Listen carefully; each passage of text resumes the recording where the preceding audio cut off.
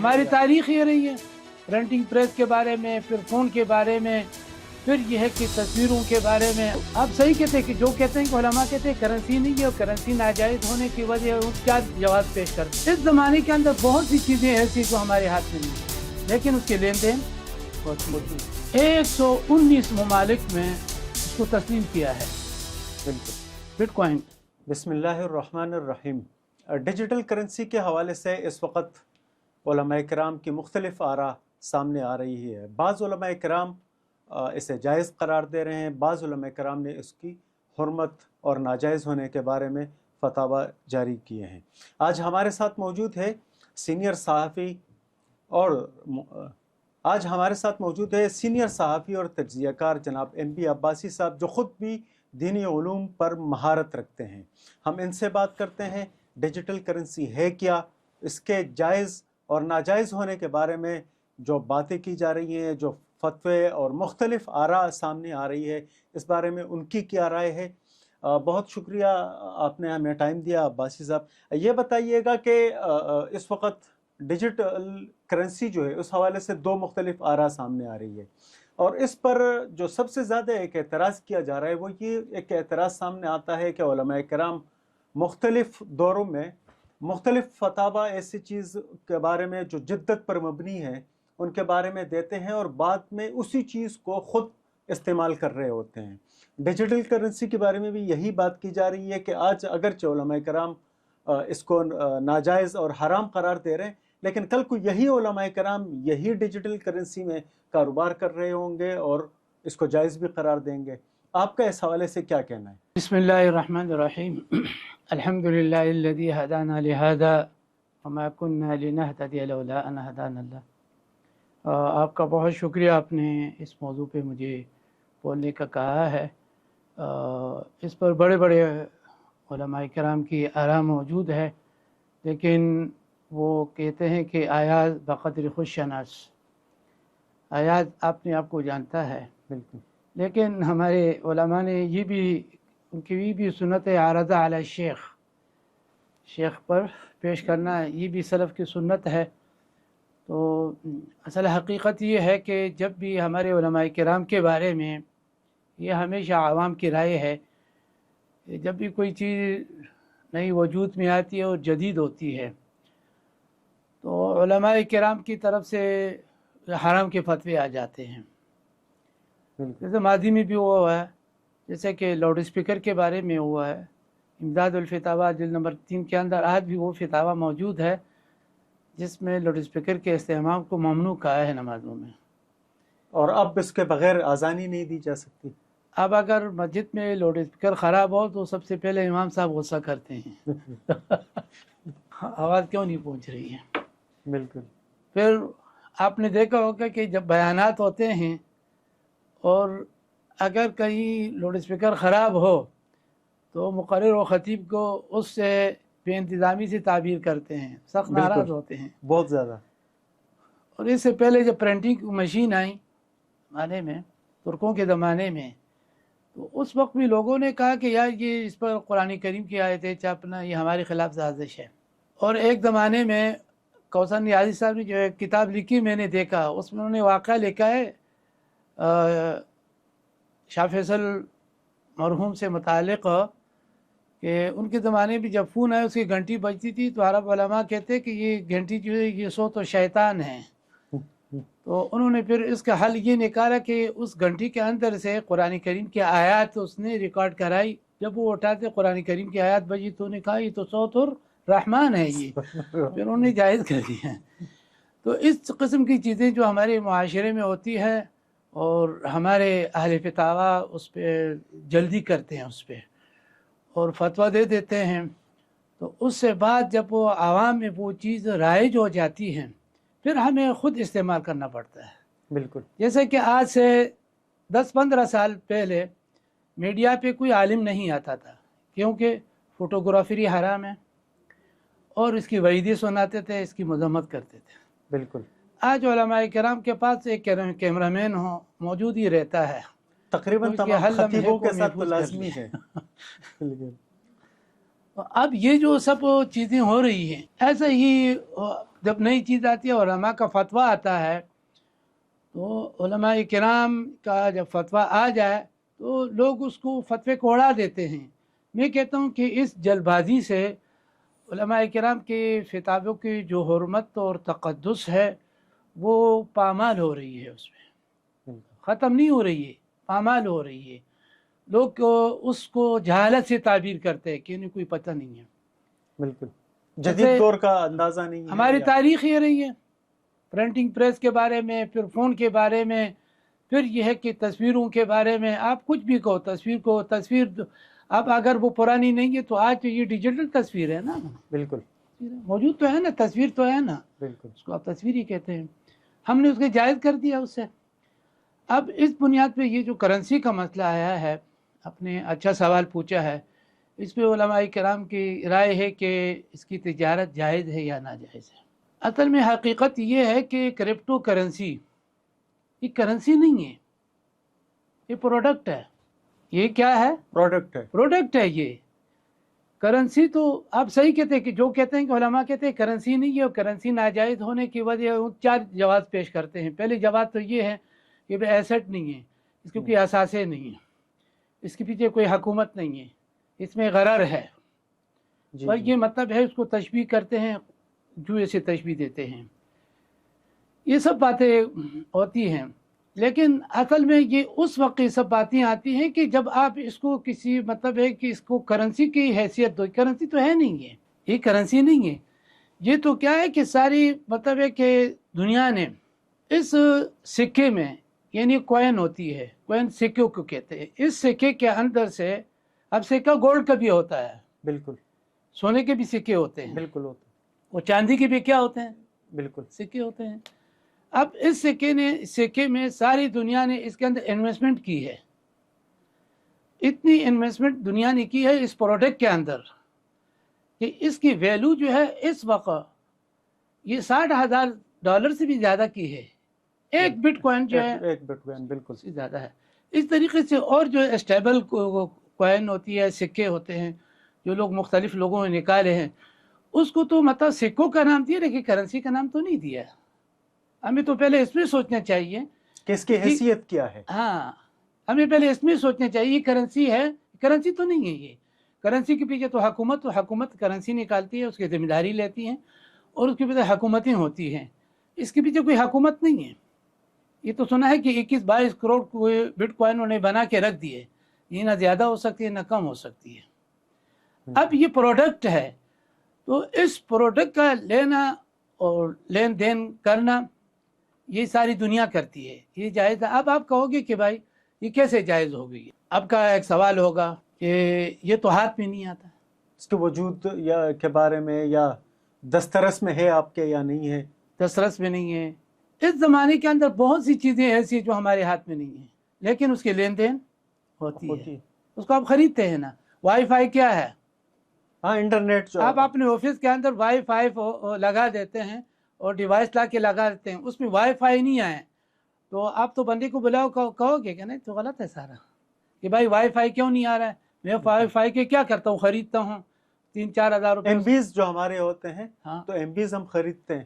آپ soft where خریدتے ہیں، پروگرام خریدتے ہیں، آپ فائدہ اٹھا رہے ہیں. یہ ایک مال ہے، اس زمانے کا ایک مال ہے.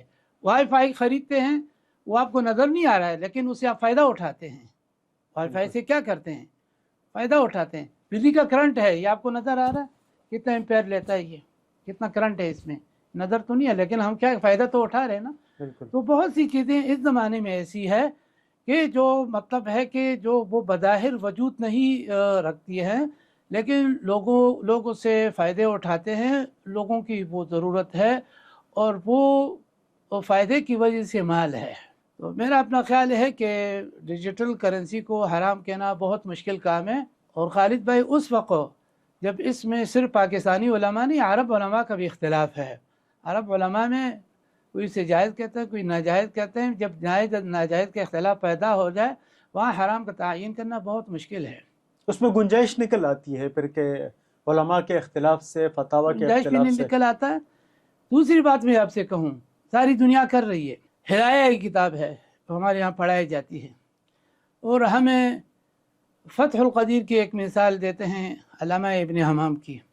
وہ کیا کہتے ہیں؟ ما لم ينص علیہ محمول فہو علی عادت الناس.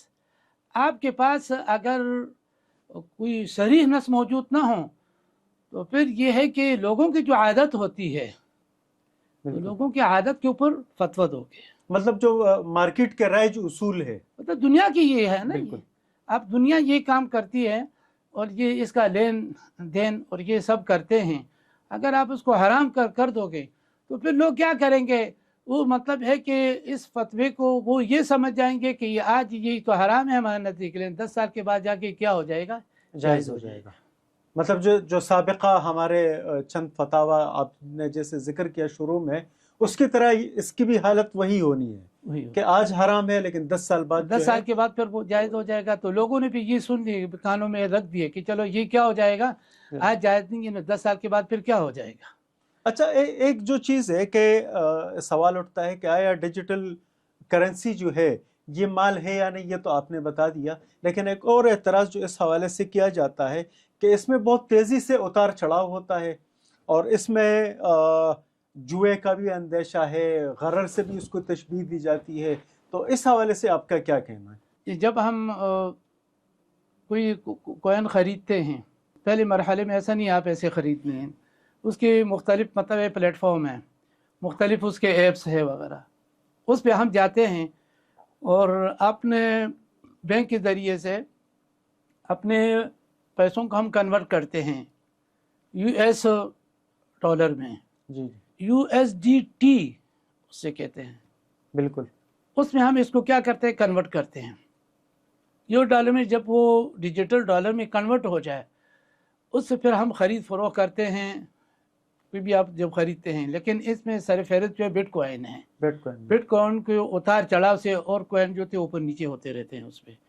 اب آپ نے یہ کہا کہ جب ہم اس کو خریدتے ہیں اس وقت تو اس میں اتار چڑھاؤ یہ چیزیں بہت ہوتی ہیں، لیکن دیکھو اتار چڑھاؤ یہ ایک کاروبار کی فطرت ہے. آپ یہاں کے جب مطلب ہے کہ سوسائٹی اپنی بنائی، کہیں بھی سوسائٹی، وہاں جب پیسہ بہت زیادہ انوالو ہو جاتا ہے، بہت اچھی بناتے ہیں، تو وہ کیا ہوتا ہے کہ اس میں ایک کاروبار کی تو پر کیا ہوتا ہے، اس میں اتار چڑھاؤ زیادہ آ جاتا ہے. اس میں کبھی کبھی مطلب ہے کہ ایک زمین کے اندر لاکھوں روپے دن میں اوپر ہوتے ہیں، کبھی نیچے ہوتے ہیں، کبھی نیچے آتے ہیں. اس کی ایک مثال ہماری اسٹاک ایکسچینج ہے. بالکل. اس میں جو مطلب ہے کہ حالات ٹھیک ہوتے ہیں وہ ایک دم اوپر جاتا ہے، 1000 پوائنٹ 600 پوائنٹ اوپر چلے جائے. حالات مطلب جب خراب ہوتے ہیں وہ ایک دم نیچے آتا ہے. تو یہ اتار چڑھاؤ کا مقصد یہ نہیں ہے کہ یہ جوا ہے. جوا کیا چیز ہوتی ہے؟ مطلب اتار چڑھاؤ یہ مارکیٹ کے اصول میں سے ہے. بڑی بڑی مارکیٹ، اور پھر جہاں آج کل تو اس لیے کہ ساری دنیا فون پہ آ گئی ہے، اور مطلب سارے انسان ایک جگہ جمع ہو گئے، ان کا پیسہ ایک جگہ جمع ہو گیا، وہاں اتار چڑھاؤ بالکل ایک فطری عمل ہے. جوا کس سے کہتے ہیں؟ جوا اس سے کہتے ہیں کہ کرکٹ کھیلی جا رہی ہے، اور جیسے کہ آپ مطلب ہے کہ ورلڈ کپ کھیلا گیا ہے فٹ بال کا، اور آپ نے یہ لگا دیا کہ یہ فلانی ٹیم جیتے گی تو اس میں میرا اتنا پیسہ ہے، فلانی ٹیم جیتے گی تو اس پہ اتنا پیسہ دو گی. یا کرکٹ کا اوور ہے تو آپ نے کہا کہ بھائی یہ چکا لگائے گا تو اس پر اتنے پیسے ہوں گے. یہ جو جوا ہوتا ہے اس کو آپ جوا کہہ سکتے ہیں. اس کو تو آپ جوا نہیں کہہ سکتے ہیں کہ اتار چڑھاؤ. اتار چڑھاؤ تو مارکیٹ کے اندر یہ تو کاروبار کا حصہ ہے. اس میں تو اگر یہ ہے کہ اس میں ڈیجیٹل کرنسی میں اگر اتار چڑھاؤ رہتا ہے، اتار چڑھاؤ کی وجہ سے نہ آپ اس کو غرر کہہ سکتے ہیں کہ اس میں کوئی دھوکہ ہے، اور نہ آپ اس سے مطلب ہے کہ جوئے سے تشبیہ دے سکتے ہیں. اس لیے کہ اتار چڑھاؤ ایک کاروباری عمل ہے اور اس میں یہ ہوتا رہتا ہے. ہاں یہ ہے کہ جس کو تجربہ ہو اس میں وہ ہاتھ نہیں ڈالیں. اس میں یہ پروڈکٹ ہے، یہ کرنسی نہیں ہے. کرنسی نہیں ہے، پروڈکٹ ہے. یہ جب آپ اس کو پروڈکٹ تسلیم کر لو گے، اب یہ پروڈکٹ ایسا بھی نہیں ہے کہ مطلب ہے صرف اس سے پلیٹ فارم ڈیجیٹل کے حد تک ہے. 119 ممالک میں اس کو تسلیم کیا ہے بالکل بٹ کوائن کو، اور 119 ممالک میں سے جب آپ کہیں جاتے ہیں اور آپ کو کوئی چیز خریدنی ہوتی ہے اور آپ اس سے کہیں کہ میرے پاس تو ڈالر نہیں ہے، میرے پاس بٹ کوائن ہے، تو وہ کہتے ہیں کہ آپ بٹ کوائن کو ہمارے اس پہ مطلب ہے کہ مجھے ٹرانسفر کر دو. وہ آپ ٹرانسفر کر دیتے ہیں، آپ کو مال دے دیتا ہے. تو یہ پروڈکٹ ہے. اب تو پاکستان میں بھی اس حوالے سے حکومت نے ایک کمیٹی بنائی ہے اور شاید اس حوالے سے کام ہونے اب جا آپ رہا ایک ہے۔ اعتراض مجھ سے سوال کر سکتے ہیں، یہ کرنسی جو اس پہ جب مال ملتا ہے تو اس پہ کرنسی پھر یہ کیسی ہے، پروڈکٹ کیسا ہے؟ اب دیکھیے اس کی جو جتنی بھی کوائن ہوتی ہے اس کے آپ 2%، 3%، 4% بھی خرید سکتے ہیں، جی یعنی بٹ کوائن ہے اس اس کے آپ shares 10% بھی آپ خرید سکتے ہیں، بالکل آپ 2% بھی خرید سکتے ہیں، یعنی اس کو ٹکڑوں کی شکل میں بھی خرید سکتے ہیں، لیکن ڈالر کو آپ ٹکڑوں کی شکل میں نہیں خرید سکتے ہیں۔ بالکل اچھا پاکستانی روپے ہوگا تو اس کو آپ ٹکڑے نہیں کر سکتے، ہاں آپ کو آٹا نہیں ملے گی، اس سکے کی صورت میں ملے گی، اس پیسے پہ لکھا ہوگا یہ پیسے آٹا ملیں نہیں گے۔ ہے، جی چونیاں ملے گی آپ کو، بالکل ایک پیسہ آپ کو ملے گا، ٹھیک ہے، یہ بالکل صورت ہوتی ہے، لیکن آپ اس کو ٹکڑوں کی صورت میں نہیں کر سکتے ہیں۔ اسلام اسے کرنسی نہیں کہتا ہے کہ یہ کرنسی تو حکومتیں جاری کرتی ہے، کیونکہ کسی حکومت نے جاری نہیں کی ہے، یہ تو لوگوں نے پرائیویٹ ایک سکہ بنا دیا ہے اور اس سکے میں لوگوں نے انویسٹمنٹ کر دی ہے اور وہ دنیا کے اندر مطلب اس کے خرید فروخت ہو رہا ہے، اور اس میں پھر یہ ہے کہ جدید ٹیکنالوجی کی وجہ سے اس میں دھوکے کا امکان بہت کم ہے۔ بہت نفس دھوکہ یا نفس غرر ہر جائز کام کے اندر بھی پایا جاتا ہے، بالکل کرنے تو والے کہیں کر بھی جاتے ہیں۔ ممکن ہے، وہ تو کہیں بھی کیا ہے جی جی ممکن ہے، تو اس حوالے سے اس کو حرام کہہ دینا یہ جلد بازی ہوگی، اور میں ساتھ میں بات میری لمبی ہو جائے گی۔ جب ہم حرام کہتے ہیں، حرام کے نیچے بھی ہمارے پاس درجے موجود ہیں نا، بالکل مکروہ ہے، مکروہ تنزیہی ہے، مکروہ تنزیہی ہے، مکروہ تحریمی ہے، آپ کو زیادہ تحریمی، سمجھ بھی نہیں، آپ تو مکروہ تحریمی کہو، بالکل ٹھیک ہے، آپ کو تھوڑا سمجھ میں آ رہا ہے، تھوڑا نہیں آ رہا ہے، تو مکروہ تنزیہی بول درجہ دو۔ کم کر دیں اس آپ کا۔ ایک دم حرام کر دو کہ 10 سال کے بعد سے پھر کیا ہوگا کہ اگر یہ مطلب ہے کہ عام ہو جائے، بالکل جس پر آپ کو نص نہیں ملے نا تو لوگوں کے رواج کو ترجیح دو، لوگوں کے مارکیٹ کے اصولوں کو، ہاں مارکیٹ کے کیا کہ اصول مارکیٹ ہے میں کیا چل رہا ہے۔ اور عرف جو ہے وہ ہمارا، اور ساتھ بھی دوسری بات میں آپ سے عرض کرتا ہوں اس پہ کہ ہمارے پاس ایک صورت ایسی بھی آتی ہے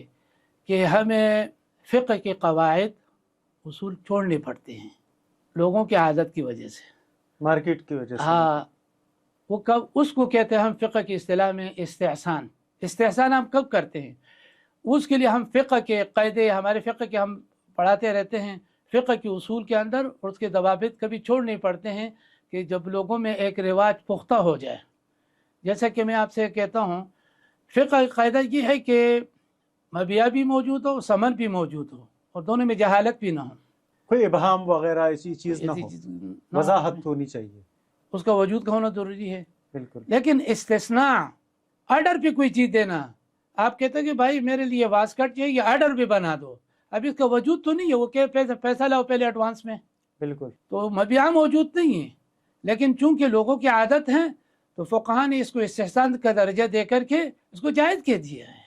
اس طریقے سے یہ اب ڈیجیٹل دور ہے، اور اس میں ہر وہ چیز جو مطلب ہے کہ ڈیجٹ ہونے والی ہے، اس بھی پاکستان اپنے کوئن بھی نکال رہا ہے، دوسرے ملکوں میں اپنے کوئن وغیرہ نکال رہا ہے، اور اس طریقے سے یہ چیزیں بہت تیزی کے ساتھ بڑھتی ہے، تو ہمیں اس کو حرام نہیں کہنا چاہیے۔ ہمارے علماء کرام اس بارے میں کہتے ہیں کہ ہم اس میں اب تحقیق کریں گے، بالکل تو یہ بات بڑی عجیب غریب لگتی ہے، بھائی تحقیق کس بات کی کریں گے؟ 1980 سے ڈیجیٹل جو کوئن ہے، اس کو آپ کرنسی کہو، تو یہ منظر عام پہ آئی۔ 2008 سے ڈیجیٹل کوئن اور یہ بٹ کوئن یہ رائج ہو گئی ہے، رائج ہو گئی۔ 2008 سے لے کر آج تک 16-17 سال ہو گئے ہیں، تو بالکل آپ کس چیز کی تحقیق کر رہے ہیں؟ اور آج کل کسی چیز کی تحقیق کرنا یہ وہ مطلب ہے کہ سالوں کا کام نہیں ہے، یہ گھنٹوں کا کام ہے، ایک کلک پہ ایک گھنٹوں کا کام ہے۔ بالکل تو اس میں یہ ہے کہ رائے ایسے ہونی چاہیے کہ اس پہ اس طریقے سے نہیں کہنا چاہیے کہ لوگ ہمیں موضوع بحث بنائیں، اور علماء کرام کو اور ان کی فتاووں سے، ان کی باتوں سے ان کا اعتبار اور ان کا اعتماد اٹھے اس پہ۔ بہت بہت شکریہ عباسی صاحب، آپ نے ہمیں ٹائم دیا۔ ناظرین، علماء کا اختلاف امت کے لیے رحمت ہے، اور آج ہم نے ڈیجیٹل کرنسی کے حوالے سے بات کی، علماء کرام کے مختلف آراء، اور اس پر MB عباسی صاحب کی جانب سے ان کی رائے سامنے آئی۔ انشاءاللہ بہت جلد ایک نئے موضوع کے ساتھ آپ کے سامنے حاضر ہوں گے۔ اللہ حافظ و نگہبان۔